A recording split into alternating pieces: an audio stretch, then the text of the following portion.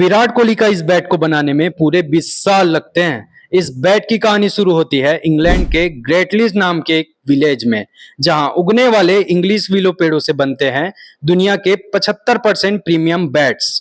वैसे तो English willow पेड़ कश्मीर में भी उगते हैं, लेकिन इंग्लैंड के विलो ट्रीज वहां के सोइल और वेदर कंडीशन के कारण एक ऐसी वुड प्रोड्यूस करते हैं जो लाइट वेट एंड स्ट्रॉन्ग होने के साथ साथ बेटर पिंग भी प्रोवाइड करती है। इन पेड़ों को उगाने के लिए इन्हीं के ब्रांचेस को उगाया जाता है और शुरू के 8-10 साल से जो साइड ब्रांचेस निकलती है उन्हें मैनुअली तुरंत काटना पड़ता है, वरना ये वुड्स को कमजोर बना देती है। 15 से 20 सालों बाद जब पेड़ का सरकमफेरेंस 1.4 मीटर हो जाता है तब इसे काटा जाता है ऐसे राउंड लॉक्स में। इन राउंड लॉक्स को स्प्लिट करके क्लेफ्ट में कन्वर्ट किया जाता है और उन्हें कभी ये आरी से नहीं काटा जाता, हमेशा एक वेज का यूज करके स्प्लिट किया जाता है, क्योंकि आरी का यूज करने पर इनका नेचुरल फाइबर वीक हो जाते हैं। एक पूरे इंग्लिश विलो ट्री से 40 क्लेप बनते हैं, यानी केवल 40 बैट्स। फिर इन क्लेप्स को 1 साल तक एयर ड्राई किया जाता है और फिर 10 वीक्स तक लो टेम्परेचर ड्राइंग चेंबर में रखा जाता है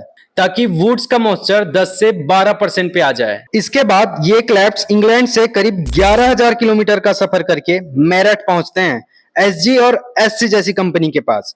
भारत में ही पूरी दुनिया के सबसे ज्यादा इंग्लिश विलो बैट्स बनते हैं। यहाँ इन क्लेप्स को 2 टन पर स्क्वायर इंच के प्रेशर में कंप्रेस करके हार्ड बनाया जाता है, लेकिन ये प्रोसेस आसान नहीं होती। ज्यादा प्रेशर देने पर इन बैट्स की पिंग खत्म हो जाती है और कम प्रेशर दिए तो कमजोर रह जाएगा और बॉल लगते ही उस पर डेंट आ जाएगा।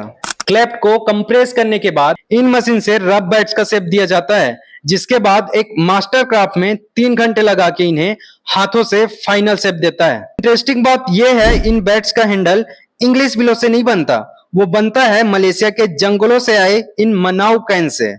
टॉप लेवल क्रिकेटर्स अपना कस्टम बैट बनवाते हैं, जैसे सचिन तेंदुलकर 1.47 केजी का बैट यूज किया करते थे, जो एवरेज बैट से 300 ग्राम हेवियर था। हार्दिक पांड्या अपने बैट को 200% एक्स्ट्रा कर्व करवाते हैं और सूर्या के बैट में रेड कलर का शेड होता है। लास्ट स्टेप में बैट को हैमर टेस्ट से गुजरना पड़ता है और केवल इसका साउंड सुन के पता चल जाता है कि बैट सही से बना है या नहीं। साल की इस लंबी प्रोसेस के बाद फाइनली क्रिकेटर्स की हाथों में जाता है। सो ऐसे वीडियोस के लिए फॉलो कर लेना।